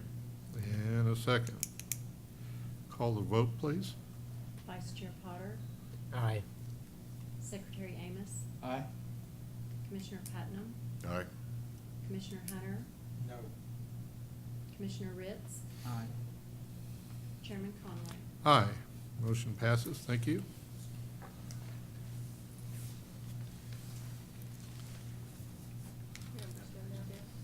Krista. Okay, the next item for your consideration is for a state grant for a project at Bristow Jones Memorial Airport. This is the relocation of the runway. The existing runway where it is located has reached the end of its useful life and has several safety area issues. The total project cost is about $3.8 million. The federal share is just under $3.5 million. The state share is just a little bit over $193,000. The local matching share is $193,000. The sponsor, or the state, is making half the local match. Grayson gave you the economic impact study for this airport earlier, about $7.1 million. Staff recommends approval. Okay. Questions on this item for Dale? Is the existing runway gonna stay there? Eventually, that runway will be reconstructed and made into the parallel taxiway. Great. Other questions? Okay, I'll entertain a motion. I move for approval. Motion to approve and a second. Call the vote, please. Vice Chair Potter, Aye. Secretary Amos, Aye. Commissioner Putnam, Aye. Commissioner Hunter, Aye. Commissioner Ritz, Aye. Chairman Conway. Aye. Motion passes. Thank you, Dale. Next item. The next item for your consideration is amendment to the state grant for the Goldsby Municipal Airport. During construction, it was requested to add a wind cone to the project. If you recall, this project, the lights were knocked out of service by lightning, and as they continued to try to repair the circuit, it kept blowing out in other places. And so the state has got an intergovernmental agreement with the city where we're fronting this money, and the total amount of state funds that we put in this grant will be reimbursed with federal grants, federal funds once they become available. So that's in an intergovernmental agreement. The total adjustment to this state grant is $636,000. Of that, the state share is $5,724, and the local sponsor share is increased by $636. The goals will be economic impact. Annual impact is about $1.7 million. It operates simply as basically a little small reliever to the Max Westheimer Airport. There's a lot of small business operator out of there. OU Flight School uses a lot for touch and goes. how many based are there now? Like over 60? Was 60 or 70 up in that area. It's It's a very active airport. affectionately referred to by Westheimer as its reliever. Staff recommends approval. Okay. Staff recommended approval. Any questions on this item for Dale? Hearing none, do I entertain a motion? So moved. Have a motion to approve Second. and a second. Call the vote, please. Vice Chair Potter, Aye. Secretary Amos, Aye. Commissioner Putnam, Aye. Commissioner Hunter, Commissioner Ritz, Aye. Chairman Conway. Aye. Motion passes. Thank you. Next item. Next item for your consideration is for a project at Guyman Municipal Airport. The project consists of installing new LED medium-intensity runway lights, installing a new vault and electrical home run around the runway for wiring, upgrading the signage to LED signage, and installing an omnidirectional system off the end of the runway. Total project cost is $907,671, and will be funded with $856,777 of state grant funds. Sponsors matching share is $50,894, and approval is contingent upon the state receiving an approved intergovernmental agreement and acceptable grant. The intergovernmental agreement, as Grayson earlier indicated, would reimburse $144,277 of state expended funds with federal funds, NPE funds. Grayson has gone over the impact study with you, the $6.1 million a year impact study, and staff recommends approval. Okay. Staff recommend approval. Questions on this item? No questions? Entertain a motion? Motion to approve. Motion to approve. Second. And a second. Call the vote, please. Vice Chair Potter, Aye. Secretary Amos, Aye. Commissioner Putnam, Aye. Commissioner Hunter, Aye. Commissioner Ritz, Aye. Chairman Conway. Aye. Motion passes. Next item, Dale. Final item for your consideration this morning is for the state grant for McCurtain County at Idabel. The project consists of constructing the south portion of the parallel taxiway system. That's the yellow section on the diagram there. The red section was constructed, I think, 2 years ago. Total project cost is just over $3 million. The federal share is $2.7 million. The commission is providing $153,673 of state grant funds, and the city is providing $153,674 of sponsor matching funds. The approval is contingent upon receiving an acceptable grant application. However, we do have the bids in, and the commission is making half the sponsor's required federal match. The local economic impact of the airport on the city is about $2.1 million. They have several businesses in the area, such as Tyson Foods, Weyerhaeuser International Paper, and the medical teams are flying out of there. Staff recommends approval. Okay. Great. Staff has recommended approval on this item. Any questions? Hearing none, I entertain a motion. I move for approval. Have a motion to approve Second. and a second. Call the vote, please. Vice Chair Potter, Aye. Secretary Amos, Aye. Commissioner Putnam, Aye. Commissioner Hunter, Aye. Commissioner Ritz, Aye. Chairman Conway. Aye. Motion passes. Thank you, Dale. Thank you. Next item on the agenda is Commission acts as an agent for the City of Stroud. Grayson. Thank you, Mr. Chairman. Behind the tab related to this item, you'll see the request letter from the City of Stroud. Give you a little background story here. Stroud Airport was, and I say was an airport that was a runway, no based aircraft, beautiful facility in Mint Turbines on or nearby the airport that does PT6 work similar to Consolidated Turbines we were just talking about, but had zero based aircraft and a little bit of activity.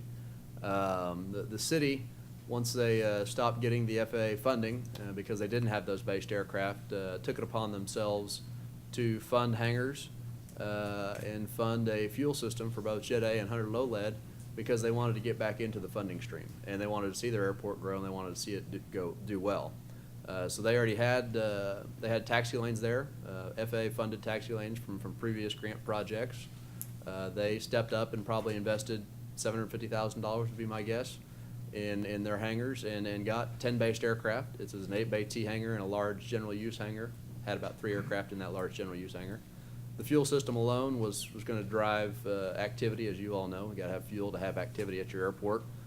So they were ready. They were ready to come back into the system, and they did. They were going to become reclassified as basic in the asset study when it becomes published this fall in the FAA's report to Congress. Unfortunately, there was miscommunication, misunderstanding between the city and FAA, and that you have to show there's a two-part process. It's not just getting your 10 based aircraft to becoming classified again. You have to show needs. To get that $150,000 of entitlement every year, you have to show at least $750,000 of needs in your 1 to 5 timeframe. Remember our planning discussion we had back in January, that the statute says you'll receive 20% of your 1 to 5 needs and entitlement monies up to $150,000 a year. So 20% of 750 is 150. They did not. They did not show those needs in the 1 to 5 timeframe. So when the gate was closed back in probably February or March, they were not going to get any MP money. And we felt, Director Byrd, myself, and Dale, we felt that was wrong. That's not the spirit, that's not the intent of what the FAA asset study. You were classified, you had needs, you went out of the system. When you come back into the system, you should get that $150,000 again. So we begged, we pleaded, and we got the door open again for good old little Stroud, Oklahoma. We got the door open, and we were able to submit needs for that airport to get them back to getting $150,000 a year. With that being said, from the time Stroud became unclassified, which was about 4 or 5 years ago, to now, they've had city leadership changes, they've had city clerk changes, they've had airport board member changes. They are a little green when it comes to the FAA federal grant process. So in helping them out with developing their needs and getting those needs submitted to FAA, they said, we would like to see the commission's help for the next 5 years to get us back into the program, to get us back rolling. And they were very appreciative of what we had done so far. So I went to an airport board meeting, airport authority meeting, and kind of, okay, here's what this means, here's what we're going to do, here's what we expect you to do. And so they had requested that formally in their meeting to act as agent for planning, oversight of design, selection of consultant, getting them through the FAA grant process, because I think as you all have heard from us, it's not an easy process for most people to get through. And so we're going to hold their hand and walk them through that process for the next 5 years, and hopefully at the end of those 5 years they will have graduated and can do this on their own, as I would expect that they would be able to do. These aren't large projects. This is not like us acting as agent for the city of Durant on their large discretionary project. That had a ton of work and effort involved on our part. This will still be a very intensive effort, but it's going to be a little less intensive, because what we're talking about here are crack seal and seal coats, maybe a lighting project, but simpler projects than what the discretionary project was. So should be a little bit easier. But staff would recommend approval to consider acting as agent for the city of Stroud for the next 5 years for those activities that we were talking about. We won't be the contracting. We're not going to contract for them. The city will still sign the contracts. We're going to hold their hand and tell them where to sign on the dotted line. Great. I'll stand for questions. Staff recommends approval. Any questions for Grayson? What county is that in? That's a good question. What's that? County? Stroud. What county is Stroud in? Stroud in. Is it Lincoln? Lincoln? No. No, Lincoln's Chandler. Lincoln's Chandler. Just curious. Is it Is Lincoln? it Lincoln? Okay. Lincoln. You would know. Grayson. Let's ask her expert. So That's the did they man that knows the lose a lot- highways and- They lose a lot of their aircraft due to the tornado and all that? No, they actually did not have, and actually before, I don't know if Dale might know this, they got a runway back right around the tornado happening. They had an old runway that was kind of on the east side of the property, and then with their FAA entitlement monies, they were able to relocate that runway. But they didn't ever have any based aircraft or hangars that I'm aware of. But I do know they were hit by the tornado. I think it just hit pavement and lights and trees. I don't think there were any hangars that were hit. Dale? No. This is just a comment or two. If I could, this is one, Commissioner Hunter, you should be happy about, that this is exactly what, they pulled their bootstraps up and said, we got to do something. This isn't working well. So they went out on a limb, and that's why we went to bat for them so ardently with the FAA. And I don't want, the FAA, they saw, that, yeah, we need to do the right thing here. There had been some miscues, but they were definitely eligible again for the non-primary entitlement. And it was just a matter of just some discussions and some talks, and everything was fixed. So it's a really good story. And they have an aviation business on their airport too, that always has wanted to use the airport like Consolidated Turbine is Bristow, Mint Turbine. Somebody does the same kind of work, PT6, the PT6 engine, owned by a gentleman out of the DC area, Virginia. So, good story. Do we assume any liability? You'll need to unlock your iPhone first. Sorry, Sir. Serious. No need to apologize. I don't know, Commissioner Hunter, did you hear your question? I'm sorry. Do we have any liability in providing these services? No, we would have the Tort Claims Agency has Act liability of any kind. immunity, but we would have immunity under our Governmental Tort Claims Act. I think no, I don't believe we would. And we have a bandwidth to provide them with this assistance at no charge. Say that again, I'm sorry. And we have sufficient bandwidth to provide them with this assistance Yes. without Yeah. charge. That was my question. We have the labor. We have, like, we're serving as agent for Durant. That is a bigger proposition, and we can do that. We're not signing here, the sponsor's still signing the contract with a consultant, with the contractor, but we're advising them on all that and helping them with the paperwork and everything along that line. So we're not gonna come in and we're not gonna do actually the preliminary engineering or the design work or anything of that nature. We'll just we'll step into the city's shoes to pick the consultant, to look at the contract, to pick the contractor. Run it for them. Yes. And you would think that, since we were talking about employee benefits earlier, and we're providing services to them that are of value, that they would have to pay somebody to manage this otherwise, that we could be charging them something for our time and effort to do this. Not a bad idea. We don't have the statutory authority right now, but maybe I should look into that. If you're providing services, you should get paid for All it. right. Because every airport doesn't require those services. And certainly some of our other sister state agencies, like the Auditor's Office and the Attorney General's Office, they certainly do that. So I get where you're going. All right, thank you. If we, to answer your question, Commissioner, if we do 2 and 3, maybe 4 or 5 of these, it's not gonna be an issue. If we had 10, 20, 30 airports come to us and say, hey, can you do this? Yeah. We would need to relook Okay. at the, as Commissioner Hunter said, the bandwidth of available space that we would have. But, a handful of these going on at a time is not unreasonable for existing staff to handle, Even after 8 months and 21 days? even after 8 months and 21 days.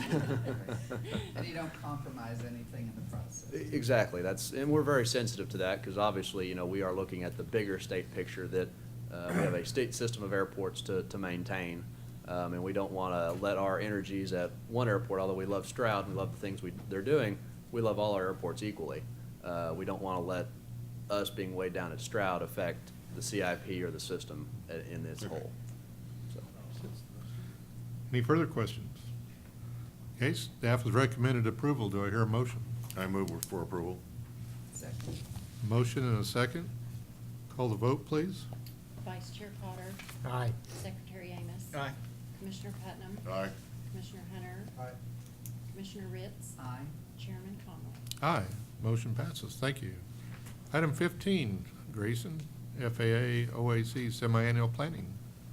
Thank you, Mr. Chairman. As I indicated earlier, this was something we do on a regular basis with the FAA. We sit down in a room for 4 or 5 hours and just kind of go over topics of importance for the aviation system in Oklahoma, particularly our CIP and projects that we have planned for the out years, for that 3-year, that 4-year, that 5th year of the CIP. And that we get, here's what we would propose, we get feedback back from the FAA, here's what we can offer you. This project doesn't compete for discretionary dollars. This project does compete, and maybe we should move this forward. But it's a good meeting of the minds, as we were saying, as Mark Kranenberg was saying earlier. It's really that 3-legged stool, making sure that everybody's on the same page, and that we can understand the plan moving forward. And it's really a great opportunity, and I would encourage any of you that would be interested to come. And I know Secretary Patterson has made an interest to come maybe to our next meeting to see how we do our business and how we get into the weeds, so to speak. I know we take a very high-level approach here, but in those meetings, we really dive down, we get our hands dirty, we get in the weeds of, okay, what projects do we want to see, and what directions does the system need to go for those out years. Be more than happy to entertain that. Typically, we have one in the spring, and typically we have one in the fall, kind of associated with, in the fall, FAA is collecting airports' ACIPs, and in the spring, they're preparing prior to their big regional discretionary board meeting, which usually happens right about this time period, the first part of May. So those are the two planning meetings that we have with FAA, and then obviously we're in constant communication with them. If we need a third meeting during the year, we'll go do that at some other time. But that's typically what happens. We've been doing this since, Dale, since you probably came here. Just talking with the FAA, because again, it's a partnership. It's not a, we tell you what to do. It's a partnership and it's a conversation between the staff of OAC and the staff of FAA to make sure everybody's on the same page. So I'd encourage you all to, if you want to pull me aside, just visit with me about it, talk to me, give me a call. I can talk to you in more detail about it, be more than happy to, or come to the meeting. It's a 4 or 5 hour event, so put out a full day in your calendar, but I'd be more than happy to have you all there. Where's the location of the meeting? It's usually in Ardmore, so it's kind of the middle ground between Fort Worth FAA and OAC Oklahoma City. So we usually do it in the Ardmore Municipal Airport Conference Room. Okay. It's easy. They have a restaurant right there, Jake's Joint. It's easy to just, go from the meeting, get some food, and back to the meeting. Very good. So, Any questions for Grayson on this item? Okay, hearing none. Next item, number 16, accepting grant from FAA. yes, so this is phase 2 of the airport pavement management system redo. You all approved phase 1, I think probably last summer. As you all remember, this is to update the pavement management system that Dale was talking about, that he started out on back in '98 and '99.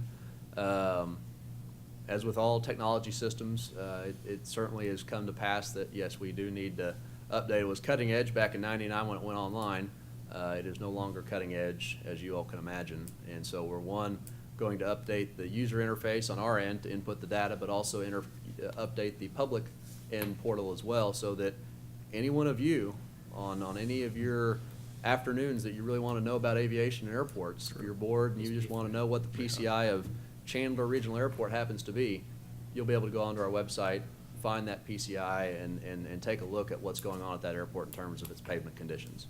So this is phase 2. We weren't able to get it all done in phase 1. FAA just did not have the money to give us in the phase 1 grant. So phase 2 is expected to be about $200,000, with a total cost of $180,000 coming from the FAA, and then obviously the sponsor matching funds coming from OAC at about $20,000.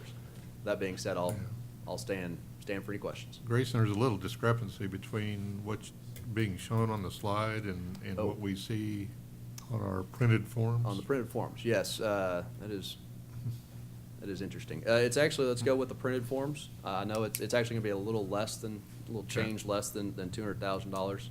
So that's what I'm asking for. That's what staff's recommending approval is, $200,000 total cost to be funded with $180,000 of FAA money and $20,000 of sponsor matching funds coming from the OAC. Okay. The staff recommends approval. Staff does recommend approval. Questions on this item for Grayson? I'd entertain a motion. I move for approval. Second. We have a motion and a second. Call the roll, please. Vice Chair Potter, Aye. Secretary Amos, Aye. Commissioner Putnam, Aye. Commissioner Hunter, Aye. Commissioner Ritz, Aye. Chairman Conway. Aye, motion passes. Thank you. Item 17, Arrowhead Agreement. Carlton Landing, Arrowhead Airport. As you all probably remember it, we've signed a lease agreement with Carlton Landing Operating Company, operated by Mr. Kirk Humphreys. To go along with his Carlton Landing development, he wants to develop the airport, build some hangars, and we're going to be building taxi lanes for him to build those hangars. Signed the agreement. You all gave authority to Director Byrd to sign the agreement back, I think, late 2015. He signed the agreement early 2016. We haven't had any work done, and that's not due to any fault of our own. But as you can imagine, there's bureaucratic hurdles to go through with the Army Corps, and then once we cleared the Army Corps hurdle, we started doing some geotechnical drilling, and we ran into a water line that was owned by an entity out there. So we've had some hurdles that we've had to get over, and so the agreement, and therefore Kirk's opportunity to amortize his investment has been wasting away. So we believe, since it's not his fault, it's not our fault, it was circumstances that are out of our hands, we'd like to consider changing the start and end dates to be more reflective of when the actual construction is going to get started, which we hope for will be this summer. I know we're talking with the entity that owns the water line to hopefully come to some kind of an agreement with them to get that water line relocated from underneath where the hangars are going to go. And so what we're requesting for you today is an amendment to change those start and end dates so that he can receive those full 25, or as close to it. Obviously, we're not gonna start it right after we cut the ribbons on the project, but to get it close to that amortized 25-year mark. Staff does recommend approval, and I'll stand for any questions. This will obviously also take the action of the tourism director too. Do you know the dates yet at all? It's just gonna be, because we don't know when the water line is gonna be solved. We're just Okay. gonna say this summer, and we'd like that discretion to, this summer, we're gonna start the agreement, whether that's July 1, August 1, September 1. Okay. We'd like to have some leeway there to give director to sign that amendment to start sometime this summer, and then therefore finish up 25 summers from then. Very, very important footnote here. Please keep in mind that this is our airport. The state owns this airport. We've only entered into a lease and operating agreements with Carlton Landing operating Kirk, AKA Kirk Humphreys. So this, Fountainhead, Lake Texoma, still all state park airports. This was very much championed by Secretary Snodgrass, the governor, as a way to develop this airport, to get someone to come out there and make the capital investment. And it's really, we'd like to see more of this happen around the state. So I think it's only because of the hurdles he has had with the Army Corps, as well as this entity that has a rather large facility in the nearby area, and their supply of water and this water line. I think it only fair, so he has that full 25 years to amortize his investment, et cetera. Okay. Staff recommends approval. Correct. Staff recommends approval. Questions, any other questions on this item for Grayson? Hearing none, entertain a motion. Move to approve? Second. Motion and a second. Call the vote, please. Vice Chair Potter, Aye. Secretary Amos, Aye. Commissioner Patton, Aye. Commissioner Hunter, Commissioner Ritz, Chairman Conway. Aye, motion passes. Thank you. Item 18, Congressional District Airports. I think going back to Commissioner Ritz's introduction here at the commission, she wanted to know what airports are in my district. So behind the tab, that last tab there, you'll see a breakout of the Oklahoma Airport System Plan airports and the different districts that they are associated with, along with the OASP categorization, whether that's regional business, district, or community. And you all can see these airports. That way you can visit them, talk to them about what's going on at the airport. Maybe we'll take you out to a pancake breakfast or a burger lunch or something of that nature. But wanted to, for the 5 that are associated with the congressional districts, and then obviously our 2 at-large, which can cover the entire state, like to know what airports are in the district physically. Now, that being said, Commissioner Potter, you'll see it's missing an airport there. What's going on with that? Several. Yes, and that is just, Bartlesville, the town of Bartlesville happens to be in that district, but the airport is just on the opposite side of It's the in county. Osage County. So it's just right there, right, you could probably hop from the airport into Tulsa County, so, we're not Tulsa County. But we call it yours. Yeah, we call it yours, that's right. So this is actually by GPS location of the physical airport, even though the town might be split into 2 different districts. We see that a lot, especially at the state legislative level. State reps and state senators have that happen a lot of times, where the airport's in one district, but the community's in a different one. But wanted you to all have this. One thing that we are gonna start doing, and I would encourage each of you to attend the airports that is airport strategic planning meetings. Kind of like what we're doing with our OASP update, or plan to do in 2019. We want the airports to think, where are they gonna be in 20 years? How are they gonna get there? And so we're going to go visit with these airports. We're gonna involve the city manager, the mayor, maybe the council members, maybe the board members, try and invite maybe a state rep or a state senator from that area. Next week is our inaugural run for that group of meetings. We're gonna do Tuesday through Thursday. We're gonna hit up 5 airports. We're gonna go to Medford, Goldsby, Watonga, Enid, and Clinton, Northwest Oklahoma, Central Oklahoma, over the course of 3 days. And we're gonna sit down and visit with them for about 3.5 hours each at each airport, and really discuss, where do you want your airport to go, and how are we gonna get you there? Because I know every airport's gonna say the first project they want on their list is a runway extension. And some airports, certainly, that's justifiable, that's eligible, and physically possible. But some airports, it's not. Some airports, it won't be justified. Some airports, it won't be eligible. Some airports, it won't be physically possible because there's a road on one end or a ditch on the other. And so we want, okay, yes, your runway extension is your first project. That's not possible. So what else can we do for you to make you the best airport possible? And so we're going to start doing that. We're probably going to have about 4, maybe 5 of these trips a year across the state. And Secretary Patterson, if you'd like to come join us, I'd be more than happy to have you on some of those too. But that's our first trip next week. I think Director Byrd's going to be going, myself, Jennifer will be attending, and I think Sandra might be going too, to get all the different aspects of, okay, what do you need to make your airport as best as possible, whether that's social media, whether that's capital planning, whether that's height zoning restrictions, and so on and so forth. So that being said, I'll stand for questions or suggestions as to how we can make that process better. Will we be notified ahead of time? Yes. Of dates, times, locations? We will notify you, yep. If there are airports in your district, we'll send out an email. Okay. Usually I try and get these scheduled maybe 3 to 4 weeks in advance. This one, since it is the inaugural run, it's been a little bit helter-skelter and with all the things going on, so we haven't really firmed this one up until pretty much the first part of this week. Okay, great. And just a couple of comments about, so obviously the at-large commissioners, so Commissioner Hunter, Commissioner, you're statewide. So your jurisdiction is everywhere, really. So you're not limited to just a congressional district.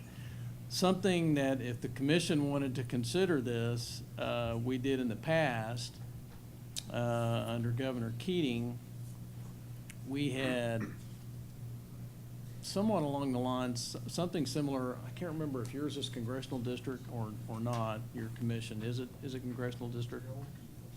The old congressional district. We had actually something, we changed it to administrative districts that were, and Governor's office and the Attorney General's office okayed that so that we can more evenly apportion the airports. Because obviously, 1 and 5 are a little light. You don't have a lot of airports, although you have the 2 large primary airports in your respective districts. So we could think about that again and have a discussion about it. I would encourage, Commissioner Amos probably remembers, we used to do something called regional planning meetings. And we'd kind of divide the state up in almost eighths and would try to get the airports all from that particular to come to a meeting at a centralized location. That was somewhat modeled after a program they do in Texas, and it works fairly well. But we never did really get to spend a lot of time with the individual airport.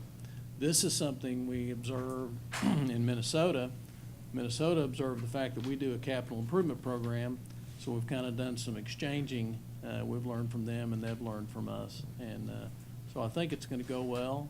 The airports, I know that Grayson's done a great job of getting not just the airport manager, not just the airport board, some members, but actually some members of the sponsors, local government authority, and that's a key. And we're going to ask legislators, and we would, of course, welcome you. And other meetings we have at times, if there may be a problem with an airport project, we're going to try to do a better job of letting you know that. If you're interested, you can certainly come. If you're not, that's fine too. We'll certainly report back to you. Okay. Any further questions for Grayson on this item? No? Thank you very much. Thank you. We're up to concluding remarks on the agenda items. Secretary Patterson, would you like to make any concluding remarks? Director Byrd? Only that I would call your attention to the annual report, if I haven't done that already, in the left side of your packet. Would love you to take a look at that. Sandra gave a lot of effort to that, and she finally got tired of me trying to write the Constitution, so she said, let me just take it from here. So, Great. and then in the back, there is we put our events in there, upcoming events. And were you going to say something here? Upcoming events, or if not? Going to wait till July, or do you have something to say? Just a few things. I think he's trying to expedite our time here. Good morning, Commissioners. Good morning. Just a couple of things. The Liberty Foundation is going to have their B-17 at Wiley this weekend. There is a small group that's going tomorrow for a ground tour of VIPs with Senator Rosino and some others. So if any commissioners would like to come, you can see me afterwards to see me about that. It's a ground tour, it's not a flight. And also, the 99s are having their 40th annual Okie Derby at Sundance Airport. And so I would really appreciate any support that you could give them in that endeavor. They are searching for teams right now, and I think it's only $45 to fly in a team in the Okie Derby.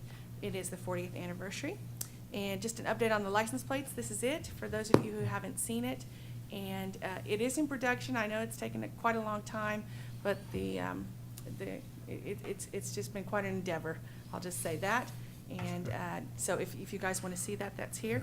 And I have a hat for somebody who wants to claim this, because we do love airports at the Oklahoma Aeronautics Commission. Thank you so much. Are you overseeing the? Plates in production now, do we know how long production will take? DOC, now it's in the hands of DOC, and we are reaching out to some friends over there to see if we can expedite this, but. I'm having Sandra visit McAllister on a regular basis. Just to, Without the Yeah. cuffs this time? would you like to go with her? No. Are they gonna make our plates in order of the way we ordered them? Like Okay, I'm done. those for second, third? Commissioner, thank you, everyone. Bye. Thanks, Sandra.